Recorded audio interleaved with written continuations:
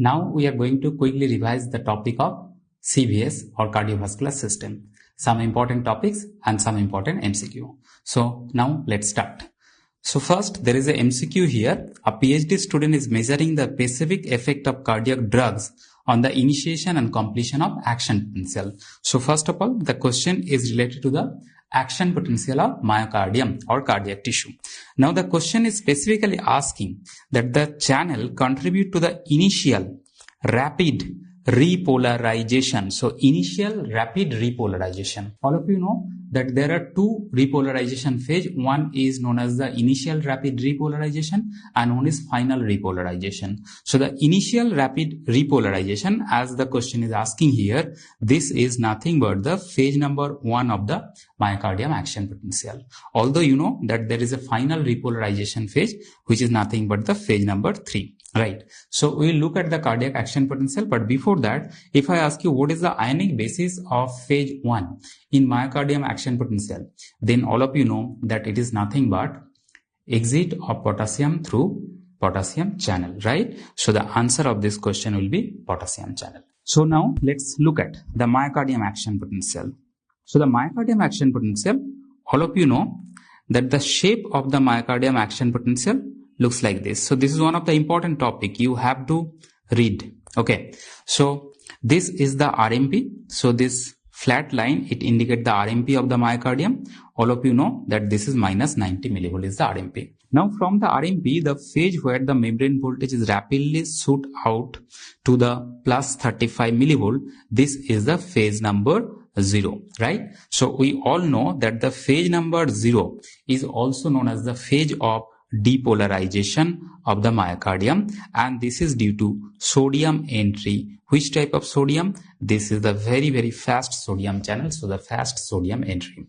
Then there is a initial rapid repolarization phase, this phase where the pink color is applied. So this is nothing but the phase number 1. We say that phase number 1 is the initial rapid repolarization. Initial rapid repolarization. This is due to exit of potassium through potassium channel, as well as there will be inactivation of the sodium channel also. Right? So the sodium channel which has been open in phase number 0, that will also be inactivated. Not only inactivation, there has to be opening of the potassium channel. So that's why this potassium channel opening is the main important cause of this phase number 1. Now after the phase number 1, next phase is the phase number 2. So this phase number 2 is also known as the plateau phase. So the phase number 2 is also known as the plateau phase. Here the membrane voltage is stabilized. That's why this is known as plateau. Now we all know that phase number 2 means two ions are required. One is there will be entry of calcium, as well as there will be exit of potassium. So the entry of calcium and exit of potassium, both are the positive charge. They will balance out each other and the membrane voltage will stabilize. So we'll remember, so calcium entry into the cell is also happening, as well as potassium exit is also going on parallelly, and that is responsible for phase number 2. Now, in phase number 2, two channels are open. One is the calcium channel and one is the potassium channel. Now, between these two, whenever the calcium current is stopped, but the potassium channel is still open, so I can understand the potassium means more and more positive charge will go out of the cell, and this will leads to complete repolarization. So this is basically the final repolarization. We do not say final, but we simply say that this is the phase of repolarization. So the repolarization phase is phase number 3. And we all know that phase number 3 is nothing but potassium exit through potassium channel. And what is the status of calcium current? Calcium channel is already closed.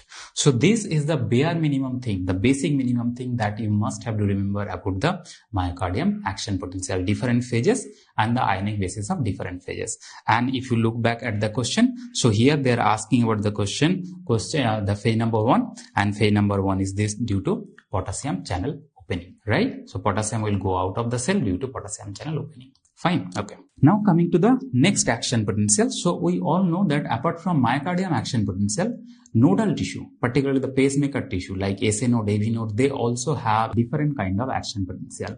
And here the question is about the pacemaker potential. So the pacemaker potential means the question here is asking about the nodal tissue action potential, particularly SA node, but similar kind of action potential is also seen in AV node. So in this nodal tissue action potential, all of you know that there are different types of phase which is very, very dissimilar with that of the myocardium action potential, which we have already discussed. So this is the typical shape of a nodal tissue action potential. Here we can find out that there is a one phase where the membrane voltage is slowly rising upward, which is from minus 65 millivolt to minus 40 millivolt. This is the phase which is present in the nodal tissue action potential, and this is known as the pacemaker potential phase. Pacemaker potential phase. Pacemaker potential phase is also known as the pre-potential phase. It is also known as the diastolic depolarization phase. Diastolic depolarization phase. I told you in my main lecture again and again that this is one of the most important phase which has been asked in MCQ multiple times. So you have to be careful here. Now the second, after this minus 40 millivolt, so minus 40 millivolt is the threshold voltage. Next part is the actual action potential part. Next part is the actual action potential, and this is known as the phase number 0 of the action potential.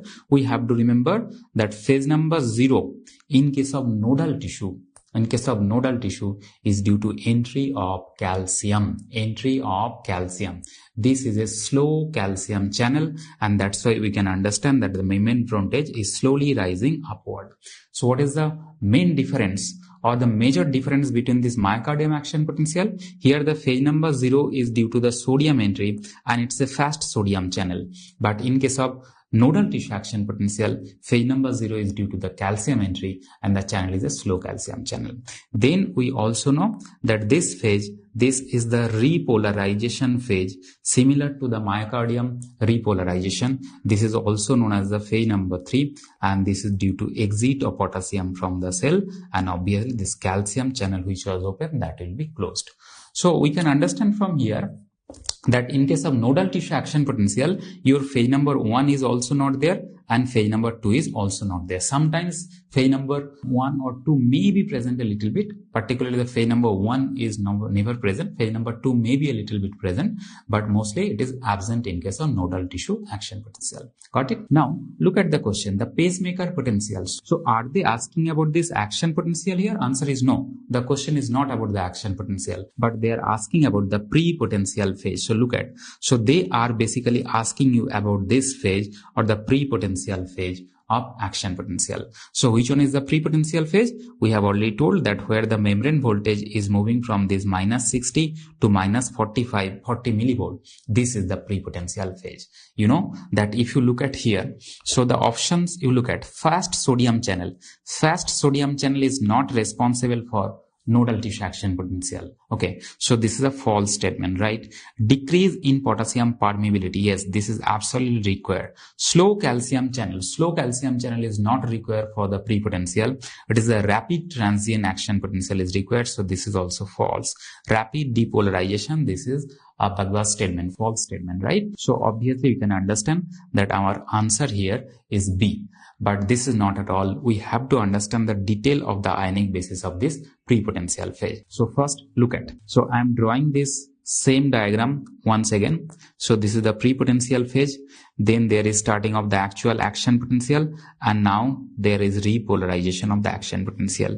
Again there will be starting of the pre-potential phase, and it will continue like this because it's a pacemaker tissue. Now if I have to understand the ionic basis of this nodal tissue cell, particularly the SA node and AV node, first of all you understand that at the beginning of this minus 65 millivolt, okay, what will happen? There will be opening of a particular channel which is present in the nodal tissue cell.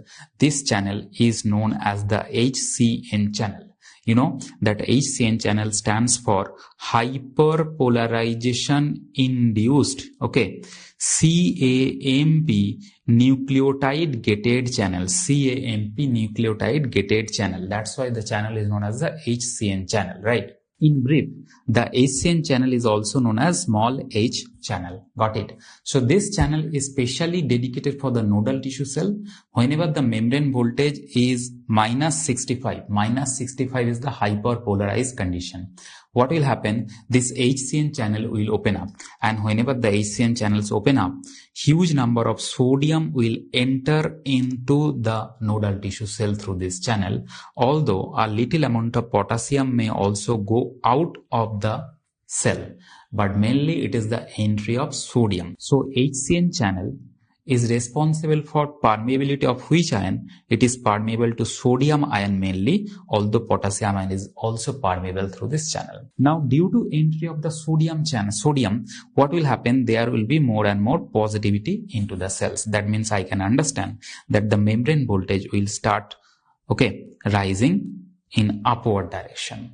Now, whenever the membrane voltage is depolarized, there will be opening of another channel which is also present on the nodal tissue cell, and this channel is the calcium channel. But which type of calcium channel? It's a T type of calcium channel, transient type of calcium channel. So this T type of calcium channel is a rapid calcium channel. So further calcium entry means there will be more and more depolarization. So I can understand that the membrane voltage will more rise towards the positive direction. Now whenever it reaches to minus 40 millivolt, it has reached to the threshold voltage of the nodal tissue.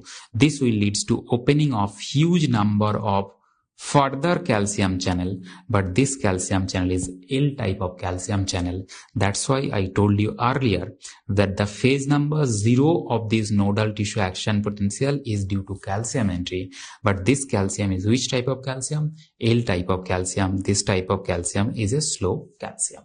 And whenever the calcium is entering, further positivity will be there, and this will lead to action potential. After the calcium channel is opening, what will happen? Potassium channel will also start opening, through which potassium will go out of the cell, and that will lead to repolarization of this action potential. Got it? Now you look at, whenever more and more potassium is going out of the cell, the membrane voltage is going down, and it is reaching at minus 65 millivolt once again. Now I told you already that whenever membrane voltage is just to minus 65 millivolt, which channel will start opening? There will be opening of the HCN channel through which sodium will start entering. But please note down, whenever sodium channel is open, sodium will enter into the cell. But parallelly, the potassium channel which was already open during this repolarization phase, that potassium channel has to be closed.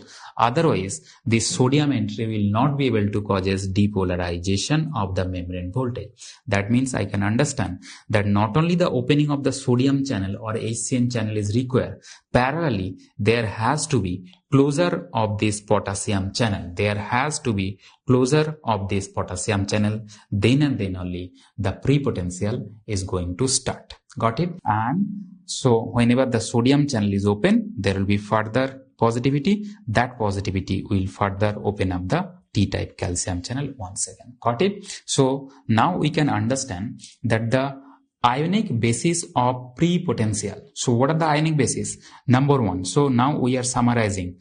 Ionic basis of prepotential. This is very, very important. Number one. There should be opening of the HCN channel. Whenever HCN channel open, which ion will enter? Sodium ion will enter. But please note down, this sodium is a fast sodium or slow sodium. This is a very, very slow sodium. Second, after the opening of the HCN channel, which channel open up? T-type calcium channel open up, and that leads to calcium entry into the cell. This type of calcium entry is which type? Rapid calcium entry. And number three, the ionic basis number three, is the decrease or closure of the potassium channel. Decrease potassium permeability of the cell, or you can say closure of potassium channel is also required. That we have already explained here. So closure of the potassium channel or decreased potassium permeability is also required, right? So now if you look at here, so this fast sodium channel is not my answer. It should be slow sodium, right? And if it is a slow sodium, then that should be the first choice of the answer.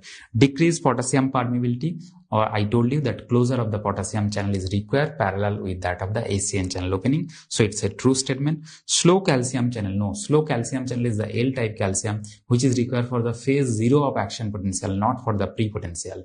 For the pre-potential, the calcium channel which is required is the rapid calcium channel. So the slow word is false, and the rapid repolarization is not related to the pre-potential. So we can easily understand the answer of this question. Now I hope all of you know that this HCN channel, okay, whenever it is open, sodium is flowing into the cell and little amount of potassium is going out of the cell.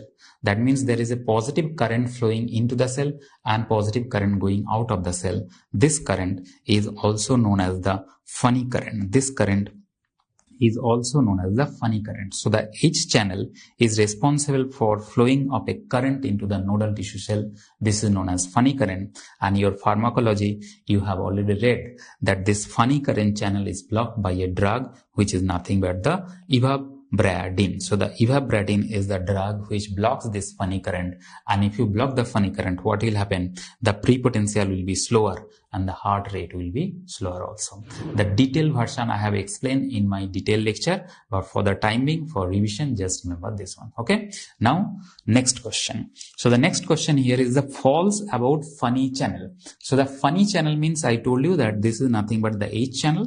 The full name of the H channel is the HCN channel, or the hyperpolarization induced CMP nucleotide gated channel, right? So now look at, it's a sodium potassium channel. True or false? It's a true statement, because although the major ion is the sodium, but little amount of potassium is also flowing through this channel.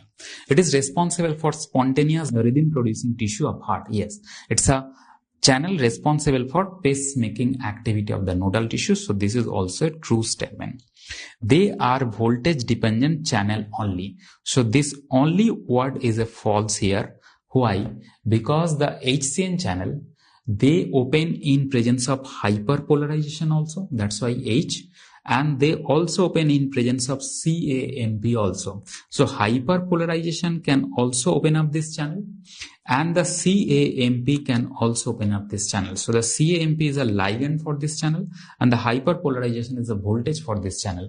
Although the voltage is a negative voltage, but it's a voltage gated channel as well as ligand gated channel. So this only word is not appropriate here. So it's a false statement. And number 4 option here, they are responsible for diastolic depolarization. I told you already that prepotential is also known as diastolic depolarization. So this is also a true statement. So my answer here is the C. So I hope this is clear. So you must have to remember this basic minimum part of the nodal tissue and myocardium action potential in cardiovascular system. Very, very important topic. I have seen multiple MCQ from this region. Okay. So now we have given a summary diagram of both of this action potential. As you can see here, this is the typical action potential which is found in myocardium. We have already discussed the ionic basis, and on your right hand side you can find out a typical action potential of nodal tissue. Okay, and in this nodal tissue action potential, we have seen that this phase is nothing but the prepotential phase or pacemaker potential phase, right? So this portion you have to remember. Okay, now the next is that depolarization and repolarization of the whole heart. So in intact heart, there is a question that where from the depolarization is started and where from the repolarization is started. So look at, so atrial depolarization, it start from the SA node, and atrial repolarization also start from the same region. So for the atrium, the complexity is not there. Depolarization, repolarization, both starting from the same portion, SA nodal region. But the ventricular depolarization is very, very important for MCQ. So if the question is first portion of the ventricle to get depolarized, your answer will be interventricular septum. Now, if I ask you which portion of the interventricular septum, your answer will be left side of the interventricular septum, and it is the middle portion of the interventricular septum. I have given the references in my actual lecture, but please, for the time being, you just revise this thing. Left middle portion of the interventricular septum is the first part to be depolarized, and the last portion of the ventricle to depolarize is the uppermost portion of the interventricular septum. This uppermost word is a very, very important. So the middle portion depolarization is starting for the first time, but the uppermost portion, the depolarization will occur at the last. Not only that, the posterior basal epicardial surface of the heart. So the base of the heart, posterior basal portion of the heart, these are the two areas where the depolarization occurs at the last. Now, if I have to choose only one between these two, suppose both of them are in the option, then I'll choose this. Posterior basal portion of the left ventricle is the last part to be depolarized. Got it? And now if the question is about the repolarization, we all know that repolarization occurs in the reverse direction from epicardium towards the endocardium.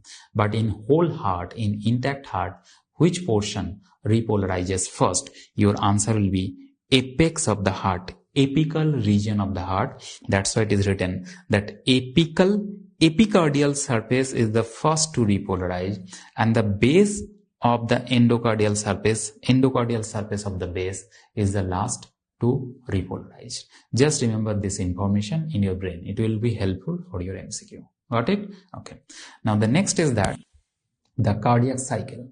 So in cardiac cycle, there are multiple detailed discussions, but what is the basic thing that I have to remember? Different phases of cardiac cycle. So all of you know that the diastole has a duration of 0.5 second and the systole has a duration of 0.3 second. We are talking about the ventricular systole and ventricular diastole. Now you can find out that diastole has 5 phases. Sometimes this protodiastole phases has not been included in multiple books, but in Genong it has been given, so that's why I have written here. So this protodiastole phase has the shortest duration among all of the phases of cardiac cycle, okay, and this is 0.04 second. But suppose protodiastole is not in the choices, then this isovolemic contraction has a duration of 0.05 second, right? That is the shortest duration phase. Now, whenever it is isovolemic relaxation phase or whenever it is isovolemic contraction phase, isovolume means the ventricular volume will remain same. Why? Because all the valves in the heart will be closed during these two phases, whether it is isovolemic relaxation or isovolemic contraction. All the valves of the ventricles will be closed in this phase, right? So this isovolemic relaxation has a duration of 0.06 second. You may not remember this thing. Okay. Now you look at the other phases of the diastole. What are the other phases written here? The first rapid filling phase, okay, the diastasis, and the last rapid filling phase. This diastasis has the longest duration phase in the cardiac cycle, 0.2 second, right? And the ventricular filling occurs during this 3 phase only. So if I ask you when the ventricle is getting filled, your answer will be actually 3 phase are responsible for ventricular filling. That is the first rapid filling phase, diastasis, and last rapid filling phase. Now this last rapid filling phase corresponds with the atrium contraction. So when the atrium is contracting, during that time, the filling of the ventricle will occur rapidly, and that's why the atrium contraction is responsible for last portion of the rapid filling of the ventricle. That's why we say that the atrium contraction corresponds with the last rapid filling phase of cardiac cycle, and this type of ventricular filling is known as the active filling of ventricle. So active filling means this active word is coming from the active contraction of atrium is responsible for ventricular filling. So I can easily understand that the other 2 phases, like for example this first rapid filling phase and this diastasis phase, they are also responsible for ventricular filling, but during these 2 phases atrium is not contracting. Atrium will remain in diastolic condition. That's why this is known as the passive filling phase of the ventricle. Remember, the passive filling phase of the ventricle is responsible for 70 to 75% of the total ventricular filling. So suppose ventricle is getting 100 ml blood during diastole. Within this 100 ml, 70 ml blood will reach during these first 2 phases. And the last phase, that is the last rapid filling phase or the active filling phase, is responsible for 25 to 30% of the total ventricular filling. Got it? Now, after the filling of the ventricle is over, there will be isovolemic contraction. During this isovolemic contraction, ventricular pressure will be very, very high. That will lead to opening of the semilunar valves. And whenever the semilunar valve is open, there will be ejection of the blood from ventricle. That is known as the ejection of blood or the ejection phase. It has 2 parts, rapid ejection. followed by a slow ejection phase. Rapid ejection phase and slow ejection phase, between these two, maximum ejection occurs. 2/3 of the ejections occur during the rapid ejection phase and 1/3 of the ejections occur during the slow ejection phase, although the duration of the rapid ejection phase is shorter. Got it? So at least you remember this basic point about the different phase of cardiac cycle.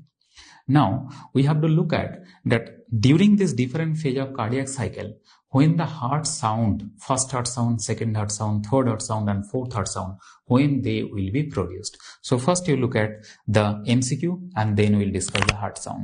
So in this MCQ, the ECG is recorded with phonocardiogram to identify the different heart sound. Got it? So one is the ECG recording. So this is the typical ECG recording. Along with the ECG recording, the heart sound is also recorded by an instrument which is known as the phonocardiogram. Phonocardiogram, which record the heart sound from the heart. Okay, so what is sound? Sound has an amplitude particular and it has a particular frequency. So in this recording, this is the recording of the sound. So y-axis is the amplitude. More the length in the y-axis, more is the amplitude. So I can understand that in this heart sound diagram, this is the higher amplitude and this is the lower amplitude. Means this B, sound B, this is the large amplitude sound and this C is the small amplitude sound or low amplitude sound. Okay, and the x-axis is the time axis. X-axis is the time axis. So I can understand that this sound B is a longer duration and sound C is a shorter duration. Got it? Okay. So now you look at the question. Question is saying that the first heart sound will appear at which point in the following diagram? Right? A, B, C, D. Which point in the following diagram? So you have to understand that if you record heart sound along with ECG, which wave of the ECG correspond with which heart sound? That is one way. But even if you don't know that, you have to understand the difference between first heart sound and second heart sound. Right. So look at first heart sound and second heart sound. I remember like this, that the second heart sound is short. Okay. Second heart sound is sharp and second heart sound is soft. So short means short in duration, shorter duration. The duration of the second heart sound is only 0.12 seconds. Sharp means it's a high frequency sound with a frequency of 50 hertz, right? And soft sound means it's a low amplitude sound, or the decibel of the sound will be lower. So it's a low amplitude sound. Got it? Okay. Now if you compare this second heart sound with the first heart sound is a long duration sound. The duration is approximately 0.15 seconds. It's a low frequency sound. Okay. Frequency is 25 to 45 hertz. And the third is it's a loud sound. Loud sound means it's a high amplitude sound. Got it? So if I compare the first and second heart sound, one of the important differences is the amplitude. First heart sound has huge amplitude, high amplitude, and second heart sound is the low amplitude. You may be thinking that what about third and fourth heart sound? Third and fourth heart sound is inaudible normally. If you want to listen with the stethoscope, you will not be able to hear them. So obviously they are the more lower amplitude sound even in comparison to the second heart sound also. So now if I go back to the question once again, so now we have understood that the highest amplitude sound between first, second, third, fourth is the first heart sound. So obviously I can easily comment that this B is nothing but the first heart sound. Got it? And this C is nothing but the second heart sound. And this D and E, they may be third or fourth heart sound. We can understand from this. Okay. So this is the first identification point. Even if you look at the amplitude also, okay. So look at here. Even if you look at the amplitude, so I can understand that there will be presence of more waves in this sound. That is a high frequency sound. So this is also indicating that this will be probably the second heart sound. But there is a second checkpoint. We'll check that. But before that, you look at. So first and second heart sound difference. Apart from these three difference, you also remember that the first heart sound appear at the onset of isovolumic contraction. So when this sound is going to be heard at the onset of, at the start of isovolumic contraction. And the second heart sound is going to be heard at the onset or at the start of isovolumic relaxation. So whenever the ventricle is about to relax, the second heart sound will occur. Whenever the ventricle is about to contract during systole, okay, the first heart sound will occur. So at the beginning of systole, first heart sound; at the beginning of diastole, second heart sound, right? Now, if you correspond this heart sound with ECG, right? So ECG, the R wave will correspond with the first heart sound, and the ending of the T wave ending will correspond with the second heart sound, right? So the R wave, okay, top of the R wave or the later part of the R wave will correspond with the first heart sound, and the T wave ending will correspond with the second heart sound. Now, if you know this information, it will be very, very easy, and your answer will be very, very confirmatory that at the end of this T wave is corresponding with the heart sound. This obviously is the second heart sound, and the peak of this R wave is corresponding with the heart sound. Obviously, this is the first heart sound. Now, first, second, obviously this D will be the third heart sound, and this E will be the fourth heart sound. E will be the fourth heart sound. How to identify? The heart sound which is directly corresponding with that of the isoelectric line of the ECG, that is probably the third heart sound. And the heart sound which is corresponding with the end of the P wave, that is the heart sound which is probably the fourth heart sound. Probably named, this is more or less 100% sure. So the end of P wave correspond with the fourth heart sound. Got it? So these are the checkpoints that you must have to remember in your brain to identify what is which heart sound, right? Okay. Now, apart from this first and second heart sound, I hope all of you know that the third heart sound occurs during the phase of first rapid filling phase. So we have discussed during the cardiac cycle, first rapid filling phase, and the fourth heart sound correspond with the last rapid filling phase.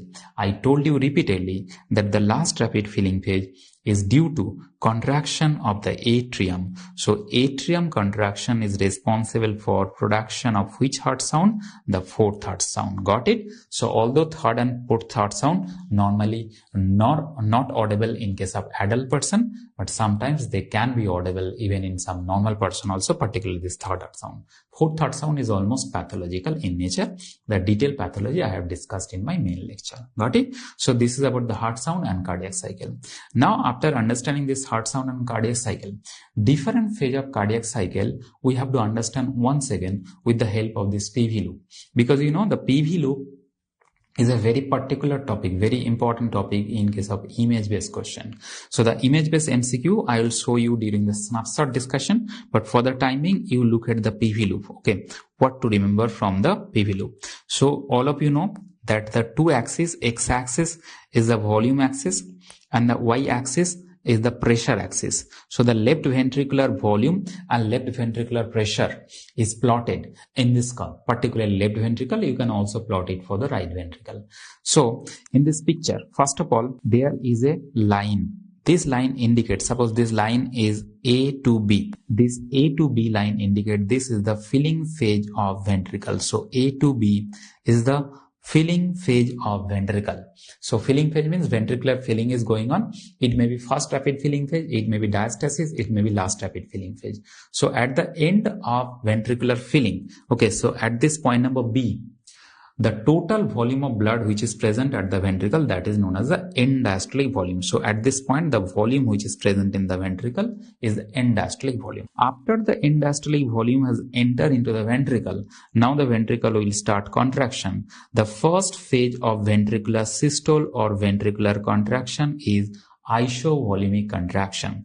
Isovolumic contraction means, look at my diagram, the ventricular pressure is rising more and more, but volume change is not occurring. What is the volume in the ventricle? The same volume, that is the EDV, is remain in the ventricle, and the ventricle is contracting severely. So this point number B to point number C, suppose this is point number C, this is nothing but your isovolumic contraction phase of ventricle, right? Now we all know that at the end of isovolumic contraction, what is going to happen? There will be opening of the semilunar valve. So this is the point number C, where the semilunar valves opening is going to happen. Now, whenever the semilunar valve is open, the ventricle is going to eject its blood. So during the ejection, the ventricular pressure will rise a little bit and the blood volume will also decrease. But what will happen? Initially, although the pressure is rising in the ventricle, but later on the ventricular pressure is going to be decreased and volume is also going to be decreased. So from this point number C up to, suppose this is point number D, this is nothing but the ejection phase of ventricle. Rapid ejection followed by slow ejection. During the rapid ejection phase, little bit increase in ventricular pressure may occur, but during the slow ejection phase, ventricular pressure as well as volume both will decrease. Now, at the end of ejection, ventricular pressure become very, very low, okay, and this will leads to closure of the semilunar valve. So this is nothing but the closure of semilunar valve, point number D. Now, whenever there is closure of the semilunar valve at point number D, what is going to happen? The ventricular pressure will drop down to a very, very low level, but without any change in volume of the ventricle. So again, I can understand that this is the iso phase, okay, and this is known as isovolumic relaxation phase of ventricle. So this D to A, this phase is nothing but the isovolumic relaxation phase of ventricle. So during the isovolumic relaxation phase, the ventricular blood volume will remain same to same. And what is the name of that volume? This volume is known as the end systolic volume. Okay, at the end of ejection, at the end of systole, how much volume is still remaining in the ventricle? That is end systolic volume. Normally, we know that this end diastolic volume is 130 ml, right? And end systolic volume is more or less equal to 40 ml. So this is end systolic volume is equal to 40 ml. And the difference between this end systolic and end diastolic, okay, is nothing but the stroke volume. So if you subtract the end diastolic volume minus end systolic volume, you are going to get the stroke volume of the ventricle, which is nearly 70 to 90 ml. Got it? So now from this loop, okay, you can understand that PV loop is nothing but it is the relationship of volume and pressure within the left ventricular chamber, right?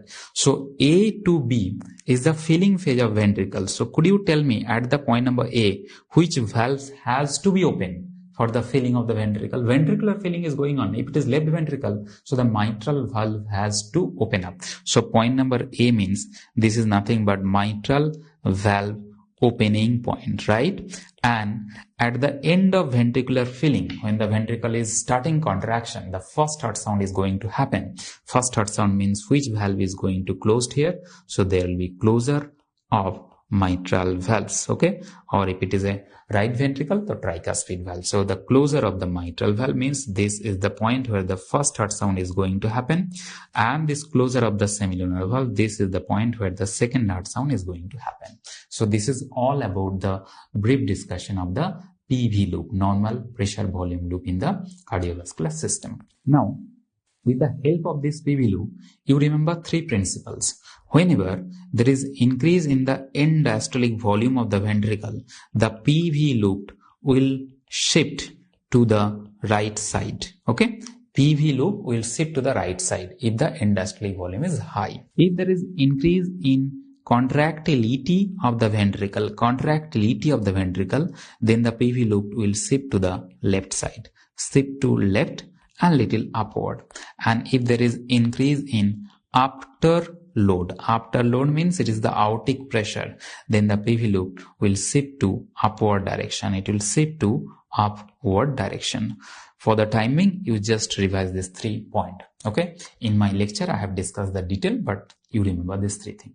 Now, with the help of these 3 information, if you look at the different valvular disease and the PV loop status, then you look at here, the aortic regurgitations as well as mitral regurgitations. Because the blood is regurgitating back into the ventricle, what will happen? In the next cardiac cycle, the end diastolic volume will be higher. So in both the condition, whether it is aortic regurgitation or it is mitral regurgitation, which kind of shift is going to happen? There will be right shift of the PV loop. There will be right shift of the PV loop. Got it? So as you can find out here in this diagram, this is the rightward shifting of the curve. So this red colored shadow curve, this is the abnormal curve. And this single, this black color line curve. So this is the normal PV loop curve, and the red colored shadow curve, that is the abnormal curve. Okay. Now in case of this aortic stenosis and this mitral stenosis, what you are finding out in aortic stenosis, the curve is shifting in this direction, upward direction. Why? Because aortic stenosis means the after load, the aortic pressure is high. That's why there will be upward shift of the curve. But later on, in case of chronic aortic stenosis, the curve may also shift in the leftward direction, because there will be increase in hypertrophy of the ventricle. Hypertrophy means there will be increase in contractility of the ventricle. That's why in case of chronic aortic stenosis, apart from this upward shift, there may be also leftward shift of the PV loop. Got it? Now in case of mitral stenosis, the end diastolic volume will be very, very low. There will be severely reduction of the end diastolic volume, because of which the curve will be shifted on the left hand side. But it is not actual left shift. This is basically narrowing of the curve. But it is said that the curve is shifting on the left hand side due to the reduction of this end diastolic volume point. So what kind of shift we are going to see here? The left shift of the PV loop. Got it? So this is about the valvular disease and the shifting of the PV loop in different conditions. Now, apart from this valvular disease, you know that there are cardiomyopathies also, primary disorder of the heart muscles, right? And all of you know that there are three different subvariety of the cardiomyopathy. One is the dilated cardiomyopathy, one is the hypertrophic cardiomyopathy, and one is the restrictive cardiomyopathy. So look at here. In cardiomyopathy, first you look at the end diastolic volume. So in case of dilated cardiomyopathy, EDV increased to a very high level. So we can easily understand that what kind of shift is going to happen. The rightward shift of PV loop will happen, right? Now, in case of restrictive and hypertrophic, so you look at, in case of hypertrophic cardiomyopathy, the end diastolic volume is decreased. So whenever the end diastolic volume is decreased, we have seen in mitral stenosis also that what kind of shift is going to happen? The leftward shift is going to happen, right? So now we'll look at the actual diagram. So first, you look at the normal curve. So this is the normal curve. Normal curve means this. Okay, this diagram is the normal curve. Okay, so in hypertrophic cardiomyopathy, we have already seen that end diastolic volume decreases, because of which kind of shift is going to happen? Predominantly leftward shifting of the curve. Although in hypertrophic cardiomyopathy, additionally, we can find out that there is increase in contractility. Whenever there is increased contractility, there will be a little leftward shift of the curve. So this leftward shift of the curve in case of hypertrophic cardiomyopathy is due to both conditions, decrease in end diastolic volume and increase in contractility, right? So this is hypertrophic. Now the dilated cardiomyopathy, we have already seen that in case of dilated cardiomyopathy, the end diastolic volume is very, very high.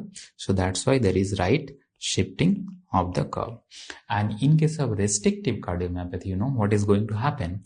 Due to restriction, due to scarring of the ventricular muscles, due to increased scarring of the ventricular muscle, look at here, scarring and myocardial infiltration, what will happen? The compliance of the ventricle will be reduced. That means the ventricular muscle will be hard, due to which during the filling of the ventricle, the pressure rise will be very, very high. And that's why you can see from this normal curve, the restrictive cardiomyopathy curve is shifting to the upward direction. So that's why we say that in case of restrictive cardiomyopathy, what kind of shift will be there?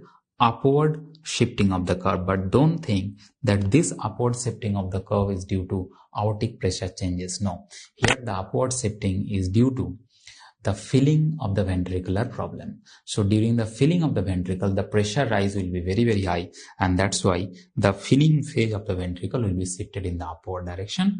And that's why the whole curve will be, whole PV loop will be shifted in the upward direction. So this is about the cardiomyopathy and PV loop. So now we got to know the different phases of cardiac cycle, PV loop, and some abnormal PV loop.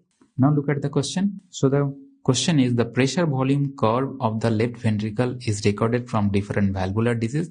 The curve is typically shifted to the left.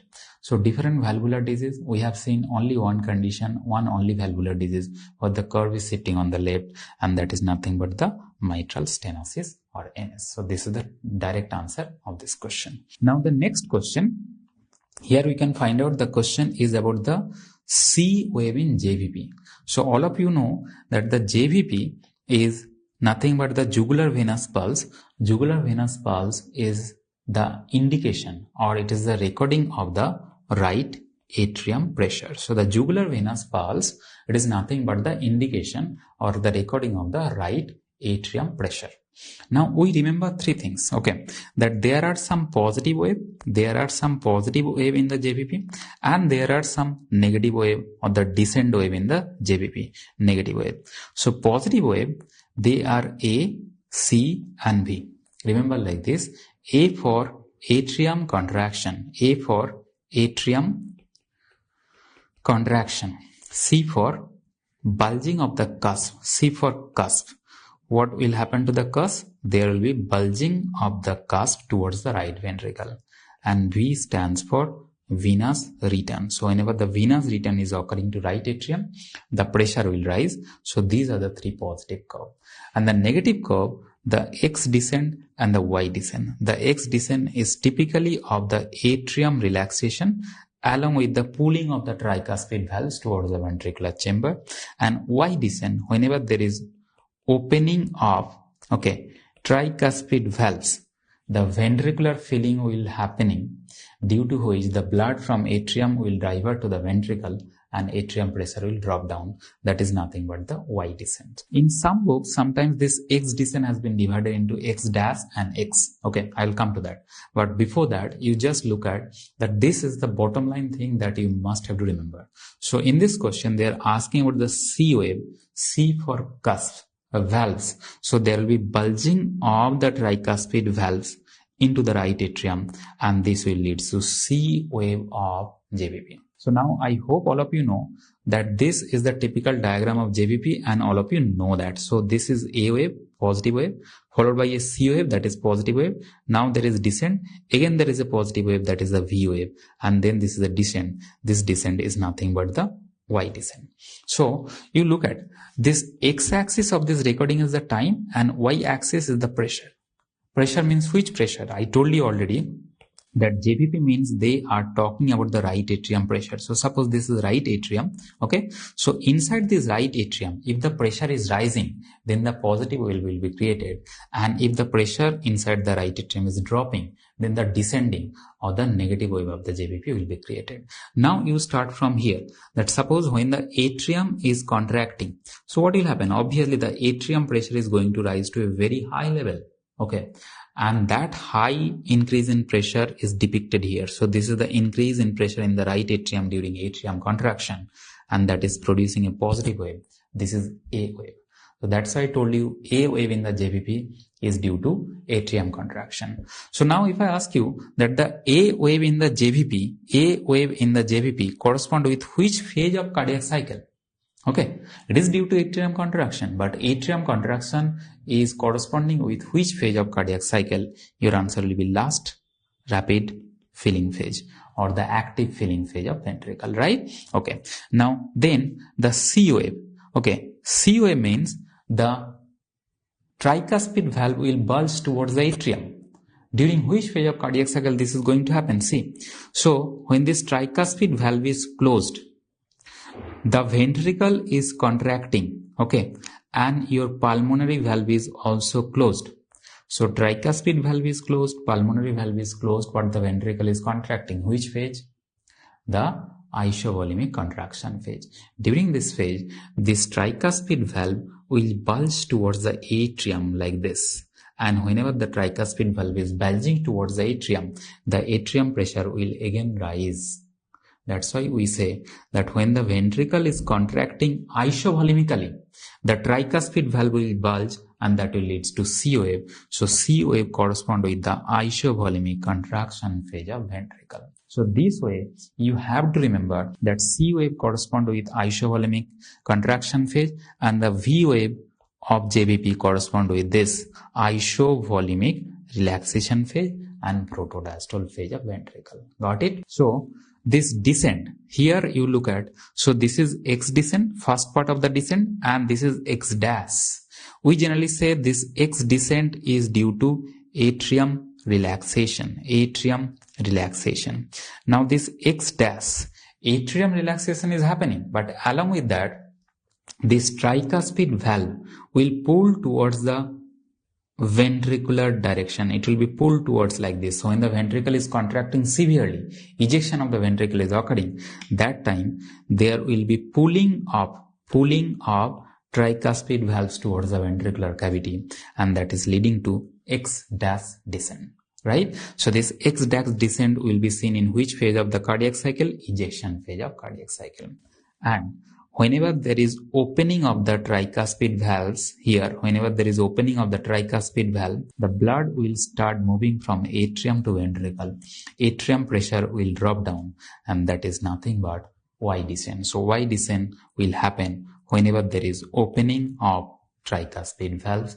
Opening of tricuspid valve means the ventricular filling will start. So if I ask you which phase of the cardiac cycle will correspond with it, the first rapid filling phase, and the diastasis will correspond with this Y descent of the JVP. Got it?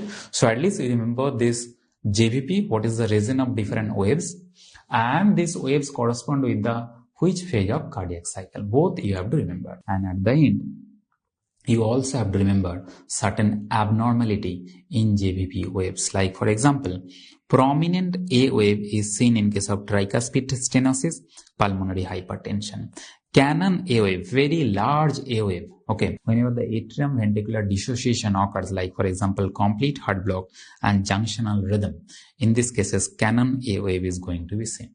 A wave will be absent in case of atrial fibrillation because the pressure generation during this atrial fibrillation will not be very high. Large V wave, okay, huge amount of venous return will be seen in case of tricuspid regurgitations. Sharp Y descent is seen in constrictive pericarditis, and sharp X descent is seen during cardiac tamponade and constrictive pericarditis both, but it is mainly tamponade. Right? So these are the abnormal JVP waves that you also have to remember.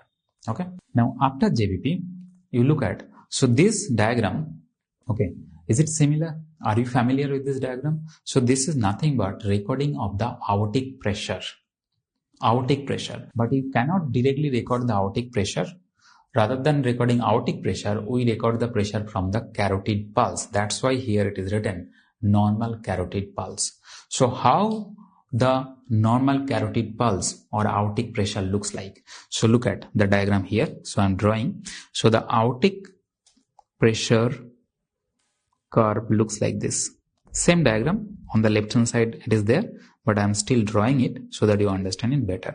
So whenever the ventricle is ejecting blood at the level of arch of aorta, okay, what will happen? This aortic pressure will start rising like this. Okay, so without the ejection, the aortic pressure was low. What is the name of this pressure? This is the diastolic blood pressure. All of you know that when the ejection of the ventricle is not happening, the pressure in the arch of aorta and pressure inside your blood vessel is the diastolic blood pressure. Now, whenever the ventricle is ejecting blood, the aortic pressure is rising. Okay, and the maximum pressure that is recorded during this ejection phase is nothing but your systolic blood pressure. And the wave which is created during this ejection of blood into the arch of aorta, this is known as the percussion. This is known as the percussion wave in aortic pressure curve, right? And at the beginning of this ejection, okay, what is going to happen? You are going to get a heart sound, okay? And this is nothing but your first heart sound, as you can find out here.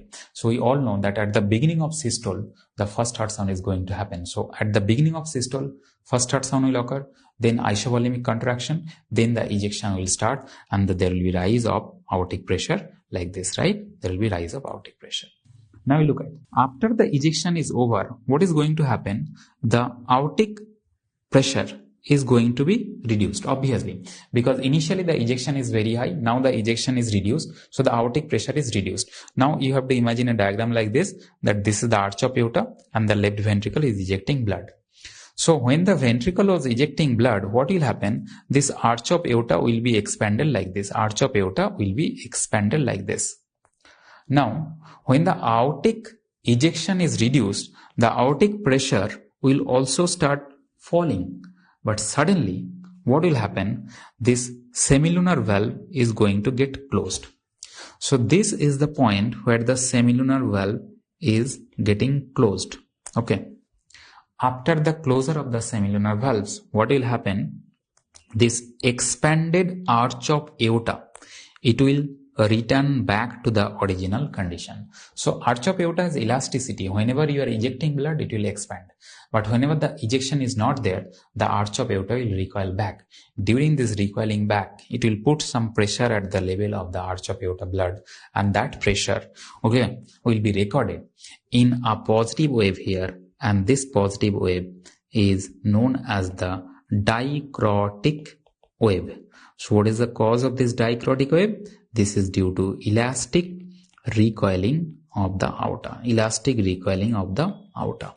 And the semilunar valve closure point, this is producing a notch, and this notch is known as dicrotic notch. So the dicrotic notch followed by a positive wave, that is dicrotic wave. This is typically seen in aortic pressure or carotid pulse pressure. Got it? So this you have to remember. You may get an image-based question, okay, sometimes from this diagram. Okay. Now, next is the cardiac output.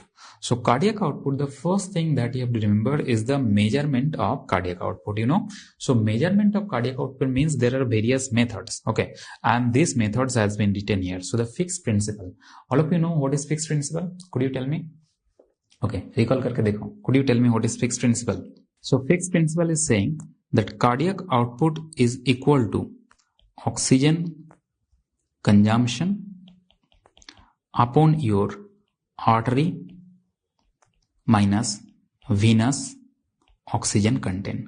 So oxygen consumption, so you measure the oxygen consumption of the whole body. Suppose you, with the help of a spirometer, you measure that what is the total amount of oxygen consumption by the body. Suppose that is 250 ml, right? And then you measure what is the arterial oxygen content, what is the venous oxygen content. Suppose arterial oxygen content is 20 ml per deciliter of blood and venous oxygen content is 15 ml per deciliter of blood. So from the deciliter, if I want to convert into a milliliter, so 100 multiplication. So this is 250 upon 5 multiplied by 100. That means it is, okay, ml. So this is nothing but your normal cardiac output. So this way, if you measure the oxygen consumption of the whole body, and if you measure the arterial blood oxygen content, particularly the brachial artery or radial arterial blood is taken, and the venous blood oxygen content. Venous blood means you have to take the sample from the mixed venous blood. Mixed venous blood is typically taken from the pulmonary artery level, right? So this pulmonary arterial sample and the radial arterial sample you require. So obviously you can understand that this fixed principle, although it is one of the best method for cardiac output measurement, but it's a very invasive method. Now we look at this dye dilution method and the thermodilution method. Both of this method is based on a principle which is known as Stewart, okay, Hamilton principles. So this is known as Stewart-Hamilton principle. This has been asked already in AIIMS entrance examination. So remember the name of these two scientists, right? Now between these two methods, this thermodilution method is done by putting a pulmonary artery catheter, and this pulmonary artery catheter method or the thermodilution method is known as the gold standard method for cardiac output measurement. Please remember, okay? So although we say fixed principle is one of the best method, but the gold standard method is the thermodilution method, right? Echocardiography, it is one of the most common method for measuring cardiac output. But you know that this echocardiography is most erroneous method, means with this method you are not going to get the actual cardiac output. So although it is the most common used method, but not the accurate method. Now impedance cardiography can also be used for measuring cardiac output by measuring the thoracic bioimpedance, but this method also has 20 to 40% error. Now this MRI, not the simple MRI, but you have to remember there is a phase contrast, okay, phase contrast MRI. So MRI is the phase contrast velocity encoded MRI. Velocity encoded phase contrast MRI. This is one of the most accurate methods. So this is the most accurate method for measuring cardiac output, but please note down that this method has not been used clinically till date, but for the research purpose this has been used, and it is said that this phase contrast velocity encoded MRI is the best method for cardiac output measurement, most accurate method. But if it is not given in the option, then you will go for this thermodilution method, right? Okay. Now, determinant of cardiac output. In this topic, all of you know that cardiac output is determined by two main factors. One is the stroke volume. So I'll write down here, stroke volume multiplied by heart rate. All of you know this thing is equal to cardiac output. And then if you multiply this cardiac output with the total peripheral resistance, you are going to get the blood pressure, mean arterial pressure. All of you know this. Now this heart rate, it is regulated by sympathetic parasympathetic system, right? All of us know this parasympathetic system. Heart rate also regulated by Bain-Bridge, okay? Bain-Bridge reflex, Bajor-Jeris reflex, and your baroreceptor reflex, okay? So we have to understand what is Bain-Bridge reflex, what is baroreceptor reflex. Now on the other hand, the stroke volume is regulated by three main factors. One is preload, very, very important for MCQ. One is preload. More the preload, more will be the stroke volume. So positive relation. Second is the contractility. More the contractility, more will be the stroke volume. And third one is the afterload. I'll tell you what is the meaning of afterload. But afterload has a negative relationship with stroke volume. Means more the afterload, stroke volume will be decreased. Now, we all know that this preload is equal to the end diastolic volume. And the preload is determined by venous return. So please note down, if the venous return of a person is high, then preload will also high, and more the preload, more will be the stroke volume. But not only that, if the preload is high, means end diastolic volume is high, what will happen? There will be stretching of the ventricular muscle. And you know that whenever you stretch ventricular muscle will contract more forcefully. And this relationship is known as the Frank-Starling law. So what I'm saying here, if there is increase in preload, okay, preload means what? There is increase in end diastolic volume. There will be increase in length of the myocardium. Increase length of the myocardium means there will be increase in contractility of the myocardium. This is what? This is known as the Frank-Starling law, right? Frank-Starling law. So I can understand here that more increase in preload means contractility of the ventricle can also increase by Frank-Starling law. Now, regarding this contractility, we all know that contractility is stimulated or increased by sympathetic stimulation, and contractility is decreased by parasympathetic stimulation. So if you stimulate the parasympathetic system, contractility will reduce, and stimulate the sympathetic system, contractility will be enhanced. But apart from this, we also have to remember that increased heart rate can also increases the contractility of the ventricle, and this is known as the Bowditch effect. So what I'm saying, if there is increase in heart rate, increased heart rate can also increase the contractility of the ventricle, and this is known as the Bowditch, Bowditch phenomena or Bowditch effect. Got it? So Frank-Starling law is increased contractility when the end diastolic volume is high. Bowditch phenomena is increased contractility when the heart rate is high. And the third factor, afterload. You know that whenever there is increased afterload, the stroke volume will be reduced. But in the next cardiac cycle, what will happen? The ventricle will start contracting more forcefully. That means now I am saying that if there is increase in afterload, although the stroke volume will be reduced in the cardiac cycle, but later on the heart will start contracting more forcefully, means increased afterload can also increases the contractility of the ventricle, and this is known as the ANREF effect. Please note down all these three effects. They are very, very important for your upcoming MCQ. So this afterload is nothing but your aortic pressure, and preload is nothing but your end diastolic volume. So we have to summarize this preload and afterload. So please remember, preload means it is the diastolic load on ventricle. Preload means pre means before. So when the ventricle is not contracting, the load which is applied on the ventricular muscle is preload, right? Or you can say the initial stretch on the ventricle is preload. So these two are the definition of preload. We have just seen that the best index of preload is end diastolic volume. And end diastolic volume depends on which parameter? It depends on venous return. So the determinant of the preload is venous return. Got it? Okay. Now afterload, I told you repeatedly that it is the load which is applied on ventricle during contraction, means this is a systolic load, right? Systolic load. Okay. Or you can define that systolic ventricular wall pressure. So during systole, what is the pressure on ventricular muscles? That is afterload. So it depends on the aortic pressure. So the best index of afterload is aortic pressure.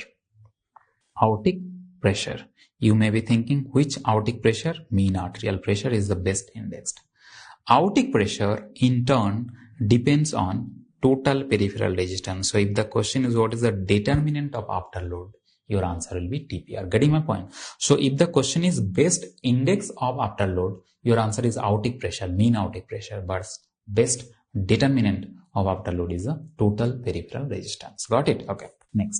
Next is regulation of blood pressure. So you see here the different mechanism which regulates your blood pressure has been classified. Okay. And you can find out that rapidly acting mechanisms are there, intermediate acting and long-term mechanisms are there. You have to remember them according to categories. But the most important thing that already been asked, that this hormone ADH, atrial natriuretic peptide, aldosterone, as well as this renin angiotensin aldosterone system, they are part of the long-term regulatory system of blood pressure. Got it? And the short term, the baroreceptor, chemoreceptor, CNS ischemic response, they are very, very important for your MCQ. In intermediate response, here also the renin-angiotensin system has been written. But when the renin-angiotensin system is causing only vasoconstriction, then that is a part of the intermediate mechanism. But when the renin-angiotensin system is acting through aldosterone, then it's a long-term system. Now, among all of this mechanism, if I ask you most rapidly onset mechanism, your answer is baroreceptor reflex, followed by chemoreceptor.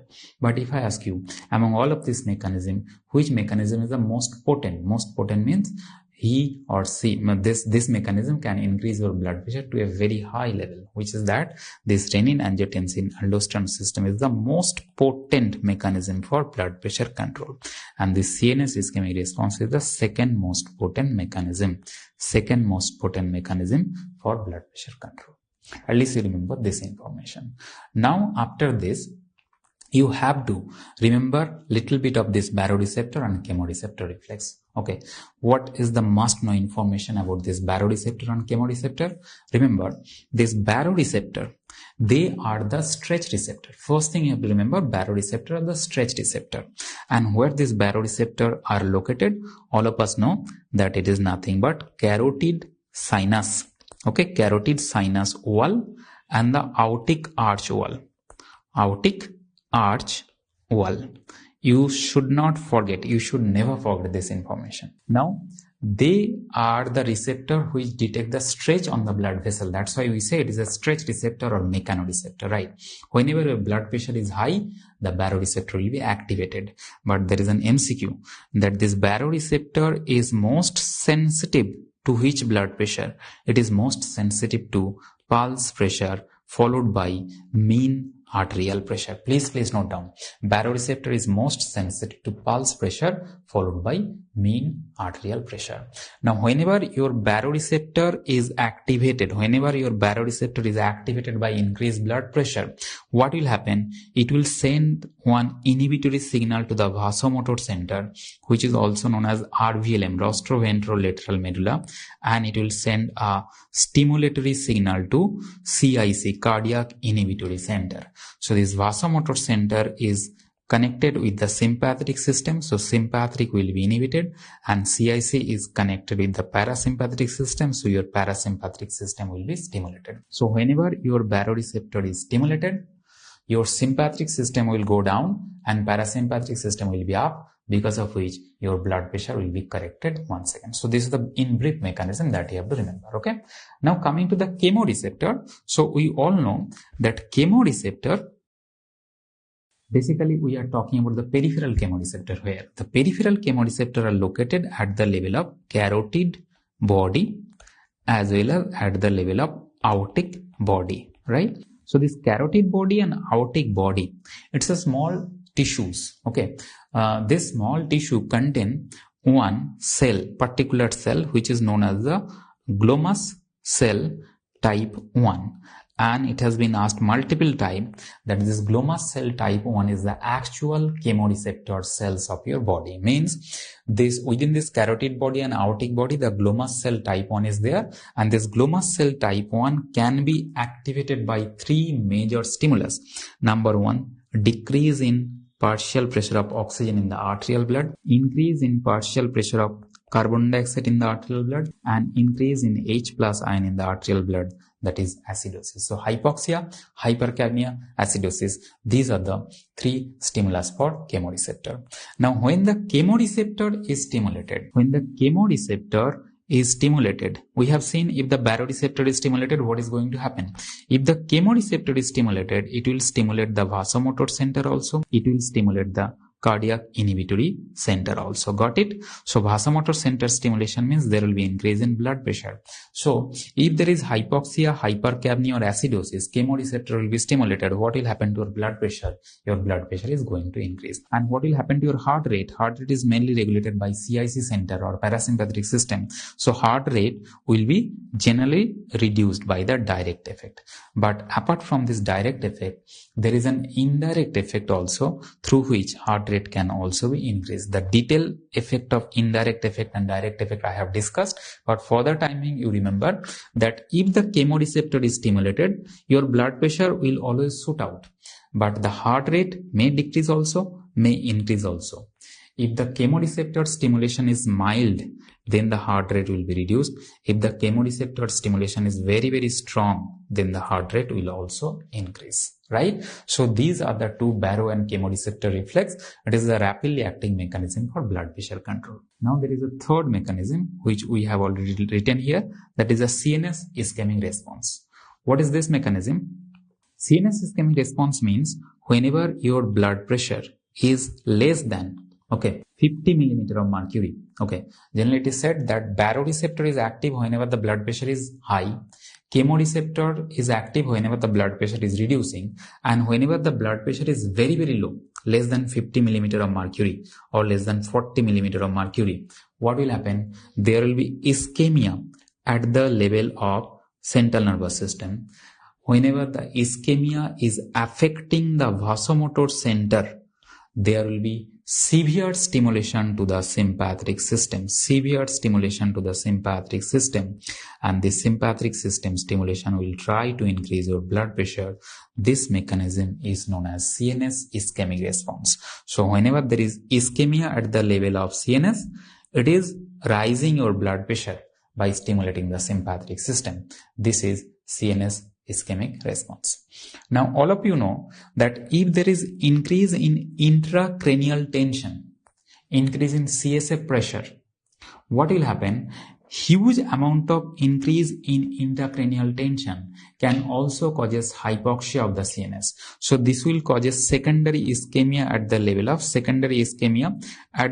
vasomotor center. And during this situation, the reflex which is going to be activated is known as Cushing reflex. So what is the triad of this Cushing reflex? In case of Cushing reflex, we say that there will be increase in blood pressure, hypertension will be there will be decrease in heart rate, that is the reflex bradycardia. Along with that, there will be irregular respiration. Ventilation will be irregular. These three are the symptoms of the Cushing reflex or Cushing triad. So what is Cushing triad or what is Cushing reflex? Cushing reflex is if the CNS ischemic response is activated secondary to increase in intracranial tension, then that is known as the Cushing reflex. Got it? So this is about the different reflex which is controlling your blood pressure. Now look at this MCQ. So this MCQ is talking about the Bain-Briggs reflex. So they are asking Bain-Briggs reflex is initiated in which of the following condition. So the Bain-Briggs reflex is different from the baroreceptor reflex, chemoreceptor reflex, and Cushing reflex. Bain-Briggs reflex is a reflex where the receptor is located at the level of atrium rather than carotid sinus or aortic arch. So, if I ask you, what is the location of the receptor for this Bain-Briggs reflex? Your answer will be atrium wall, right? And which atrium wall? Particularly the right atrium wall. Due to any condition, if there is stretching of the right atrium, okay, this Bain-Briggs reflex will be activated, or you can say this stretch receptor will be activated. So there are stretch receptor in the right atrium wall also. Due to any condition, if there is stretch on the right atrium, then right atrium stretch receptor will be activated, and that will initiate Bain-Briggs reflex. What is going to happen? It is basically, whenever it is activated, it is going to inhibit the parasympathetic system of the heart. If you increase the parasympathetic system of the heart, what will happen to your heart rate? Your heart rate will be increased. That's why we say that typically in case of Bain-Briggs reflex, heart rate will be increased. If you look at book, the book will typically say that Bain-Briggs reflex is whenever you infuse normal saline in an experimental animal, the heart rate increases. So whenever you are infusing normal saline, suppose you are infusion of normal saline, NaCl, what will happen? There will be increase in venous return. Whenever there is increase in venous return, what is going to happen? There will be increased stretch on the right atrium. And whenever there is increased stretch on the right atrium, the stretch receptor will be activated. That will lead to inhibition of the parasympathetic system of the heart. And inhibition of the parasympathetic system of the heart means there will be increase in heart rate. So due to any condition, if the right atrium is stretched, so obvious answer in this question is right atrium engorgement, right? So this is Bain-Briggs reflex. Now, whenever we are talking about Bain-Briggs reflex, sometimes we get confused along with the Basal-Gerys reflex. So look at here. So I told just now that the Bain-Briggs reflex, where the receptor is located, right atrium wall, the location of the receptor. In case of Basal-Gerys reflex, the receptors are located in the ventricular wall. Ventricular wall. Which ventricular wall? The left ventricular wall mainly, along with the septum of the ventricle. Got it. So this Bain-Briggs reflex receptor, this is the receptor which detects stretch of the right atrium. Means it's a volume receptor. It's a volume receptor, right? And this volume receptor detects the stretch on right atrium. But this Basal-Gerys reflex receptor, these are chemoreceptor. Chemoreceptor. So this chemoreceptor are located in the left ventricle, right? So the left ventricle is perfused by coronary arteries, same for the right ventricle also. If there is presence of certain chemical in the coronary arteries which is perfusing the left ventricle, those chemicals name you must have to remember. Like for example, serotonin, okay? Serotonin, veratridine, okay? Capsaicin. If these chemicals are present in the left ventricular wall, okay, left coronary artery blood, what will happen? The receptor which are present on this wall will be activated, and whenever these receptors are activated, what is the response? There will be severe hypotension. There will be severe hypotension. There will be severe bradycardia, right? Along with that, there will be coronary vasodilatation. Not only coronary vasodilations, along with that there will be sudden onset of apnea, and it will be followed by a hyperventilation phase also. So apnea followed by hyperventilation, all of these things are seen in case of Basal-Gerys reflex activation. So obviously you can understand that this Basal-Gerys reflex activation will occur only in selective conditions. Selective condition means if these chemicals are present in the coronary artery, particularly the left coronary artery. And what is the source of these chemicals or this serotonin, capsaicin, veratridine? Certain cases of myocardial infarction, that when the myocardial infarction is happening, the muscles is dead. And if you try to reperfuse the myocardium, sometimes the dead cell releases this kind of chemicals. or the basal gyrus reflex can also be activated during whenever you are injecting certain dye in the coronary artery for the performance of the coronary angiography. During that time also the basal gyrus reflex can also be activated. So these are the scenario where the basal gyrus reflex can be activated. And when this Bainbridge reflex will be activated, I told you already that due to any condition, if there is increase in venous return to the right atrium, then there will be activation of the Bainbridge reflex. In case of Bainbridge reflex, the main response is increase in heart rate only. Okay, the cardiac output, the blood pressure is not going to change much in case of Bainbridge reflex. Only the heart rate will increase if the Bainbridge reflex is activated. But basal gyrus reflex, the response is very dramatic response, right? So all of this response has been written here. Please be careful. The questions will be asked in future also, right? Okay. So look at here. This question, a scientist has performed an experiment and recorded bradycardia and hypotension, right? So there is decreased blood pressure also. There is decreased heart rate also. Now you exclude one after another. Basal gyrus reflex, it happens. Bainbridge reflex, there is increase in heart rate. So this is not my answer. Bainbridge reflex is not my answer. Cushing reflex, just now we have discussed, although that there will be increase in blood pressure and there is decrease in heart rate. So this is typical of the Cushing reflex. And if the chemoreceptor is stimulated, that is a chemoreflex, I told you blood pressure will rise and heart rate may decrease also, heart rate may increase also. I told you already. So now we can understand that none of this, the Bainbridge reflex, the Cushing reflex or the chemoreceptor reflex, none of this reflex is matching with our finding or the matching with the scientist. So obvious answer here is the basal gyrus reflex, right? Which is causing bradycardia as well as hypotension. Very careful whenever you are attempting this kind of questions. Okay. Now next is the shortened questions on hemodynamics in cardiovascular system. You know that there are different types of blood vessels in our body. Sometimes it is asked the Wien-Kessel vessel. So Wien-Kessel vessel means the blood vessels which contain huge amount of elastic tissue. They got expanded and followed by elastic recoiling. And who are they? The arch of aorta. Okay, arch of aorta is typical examples of Wien-Kessel vessel, right? Then conduit vessel. These are the vessels which only conduct or transmit the blood from one part to the different part of circulation, and the arterial system, artery, are known as the conduit vessels. Resistance vessel, we all know that this is an important MCQ.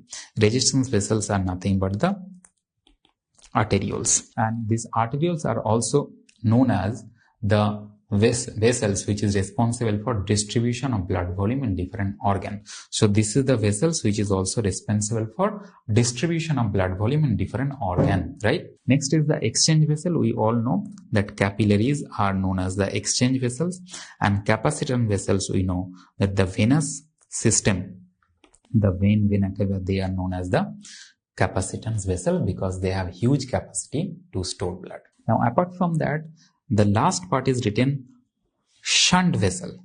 Okay, AV anastomosis, shunt vessel. What is the property of this shunt vessel? They contain thick muscular wall and richly innervated by nervous system. So there will be severe or strong contraction and relaxation of these vessels, and where they are located, tip of the finger at the level of ear lobule. These are the location where these normal shunt vessels are located. Okay, that's all about these different types of blood vessel. Now look at here. This question is based on some hemodynamics mathematics, right? So a 22-year-old man has a muscle blood flow of 250 ml per minute. He has a mean arterial pressure of 130 and muscle venous pressure is 5 mm of mercury. Calculate the vascular resistance. So I can imagine a diagram like this. So this side is the arterial side, and this side is the venous side, and in between there is capillary. So in this question they are saying that the arterial pressure is 130 mm of mercury, right? And venous pressure is 5 mm of mercury, right? And they have also given that the blood flow is 250 ml per minute. What I have to calculate? I have to calculate the resistance. So we all know the Ohm's law, that is saying V is equal to IR. So if we apply this Ohm's law in case of cardiovascular system, V is the potential difference. V is the potential difference means difference of pressure between this arterial end minus this Venetian minus means P1 minus P2 is the potential difference of V. I is the blood flow. In case of cardiovascular system, the blood flow is given here 250 ml per minute, right? So P1 minus P2 is how much? 130 minus 5. So this is 125, okay, millimeter of mercury. What I have to calculate? I have to calculate this R. So this R is nothing but the resistance. So resistance is V upon I. So V here is 125 millimeter of mercury and I is 250 ml per minute. So obviously we can understand the answer is 0.5 ml per minute per millimeter of mercury. So this way the questions will be asked from this hemodynamic part. You have to be a little careful during calculation. That's all. Okay. Now the next question is also a calculation. Calculate the change of resistance in a vessel after 50% decrease in radius of the vessels. So suppose due to atherosclerosis, the coronary vessel radius or diameter is reduced to 50% of the original. Which formula you are going to apply here? So you have to calculate the resistance, but you cannot apply the Ohm's law here. Rather than applying Ohm's law, you know that there is another law which is known as the Hagen-Poiseuille's formula or Poiseuille's-Hagen law, right? So Poiseuille's-Hagen formula. According to this formula, the resistance is equal to 8 eta L by pi R to the power 4. This is the eta. Eta is nothing but the viscosity and this is L. L is nothing but the length of the vessels where you are calculating the resistance, and pi is pi and R is the radius. So basically I can understand from this formula that the resistance is inversely proportionate to the radius to the power 4, right? So this is the actual formula. So whenever your radius, suppose the original radius of a blood vessel is R. After 50% decrease of radius, okay, so 50% means half, okay. So what will happen? New radius is R minus half R. That means now it is 1 upon 2R. So what will happen? I have to calculate the resistance. It will be equal to 1 upon 2R to the power 4. So this is nothing but 16 times 2 to the power 4, right? 2 to the power 4 means this is 16 times. So whenever there is reduction in radius of a vessel to 50% or half radius decrement, what will happen? There will be increase in resistance. And how much increase? 16 times, right? 16 time increase in resistance. So blood flow will reduce to 16 time because we know V is equal to IR. More the resistance, more will be the decrease in blood flow. Okay. So this is the calculation. Now with this formula, there is another MCQ which has been asked in AIIMS entrance examination. So here the question is a little bit more difficult. Two blood vessels has been given, A and B, right? So look at the question, A and B. The length of the blood vessel A is 2L and the diameter is 2D. And the B vessel has a length of L and the diameter is D. So basically I can understand that in this question, if I compare A with B, so vessels A, the resistance of vessel A in comparison to B, how to calculate? So I have to apply this formula 8 eta L by pi R to the power 4. So this eta, this viscosity of the blood has not been given, and this pi, it is a fixed. So I can understand that in this equation, the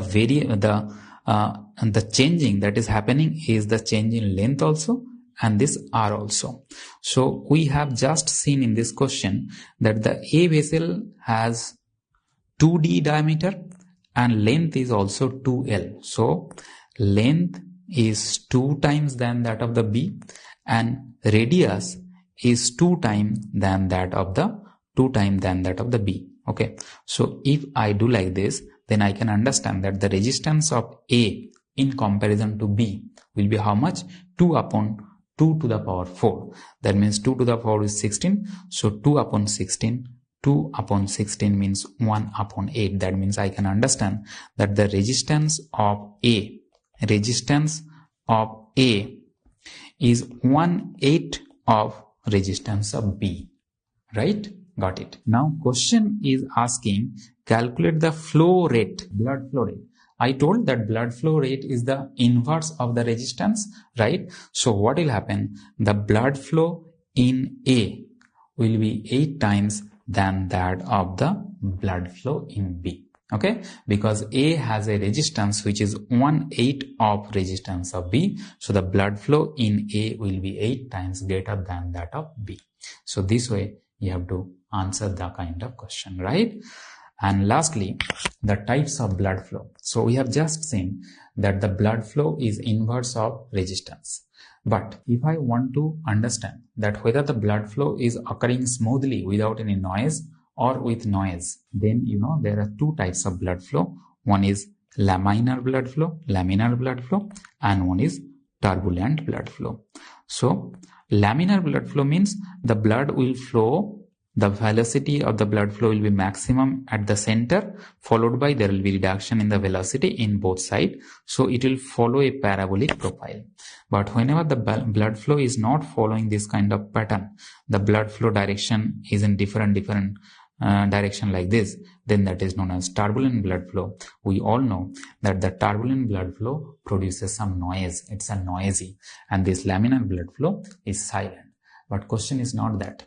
Question is the probability of turbulence depends on a number, and that number is known as the Reynolds number. So please note down that more the increase in Reynolds number, more will be the probability of turbulent flow, right? So the Reynolds number Re is calculated by rho dV upon eta. So this is the formula. So I can understand more is the density of the blood, that is rho, more is the diameter of the vessels, more is the velocity of the blood flow, more will be the turbulence probability, because more the Reynolds number, more will be the probability of turbulence. So I can understand that more the diameter, more will be the probability of turbulence, more the velocity, more will be the probability of turbulence. But between these 2 parameters, you remember that the velocity is most important parameter than diameter in determination of the turbulent.